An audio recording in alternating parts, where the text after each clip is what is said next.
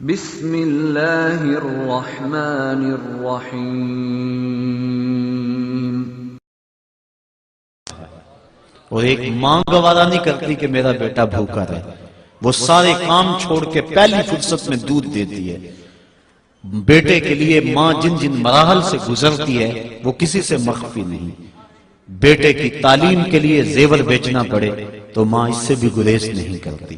وہ کیا کسی شاعر نے کہا تھا کہ شہر میں آ کر پڑھنے والوں بھول گئے ہو کس کی ماں نے کتنا زیور بیچا ہے۔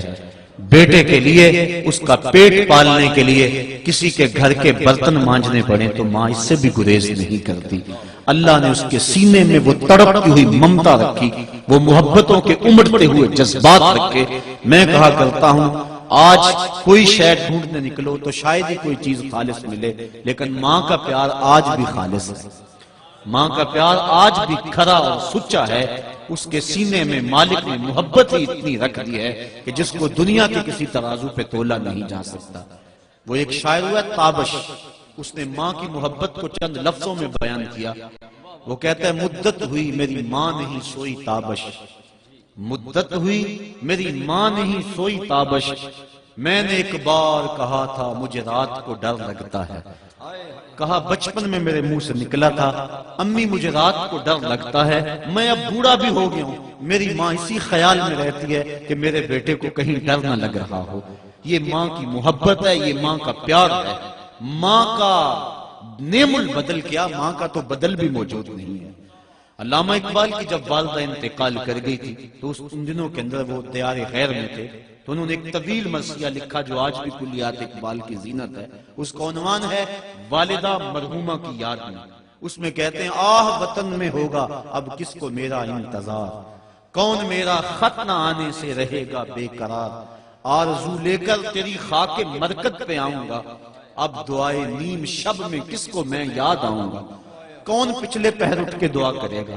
استاد سے بھی تو کہنا پڑتا ہے نا حضور دعاؤں میں یاد رکھنا، شیخ سے بھی عرض کرنا پڑتا ہے اپنی دودھ دودھ راتوں میں مجھے نہیں بھولنا، حاجی کو معتمر کو عرض کرنا پڑتا ہے سین حرم میں مسجد نبوی کی بہاروں میں مجھے یاد رکھنا ہے۔ کبھی ماں کو بھی کہنا پڑا امی دعا کرنا۔ ماں کے ہاتھ اٹھے رہتے ہیں، اور یہ بات ذہن نشین کر لیں جب ماں کے ہاتھ اٹھ جائیں تو اجابت کے سارے دروازے کھل جاتے ہیں۔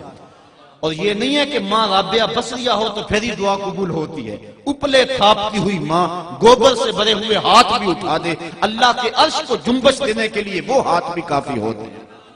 ماں جب بولتی ہے تو اس کے لہجے میں جبریل بولتا ہے، اور جب ماں مسکراتی ہے لگتا ہے جنت کی ساری کلیاں چٹکنے لگی ہیں۔ ماں کے لہجے میں اتنی مٹھاس ہے ساری دنیا کا شہد نچوڑ دیا جائے اتنی مٹھاس پیدا نہیں ہوتی جتنی ماں کے لہجے میں مٹھاس مالک نے رکھ دی ہے۔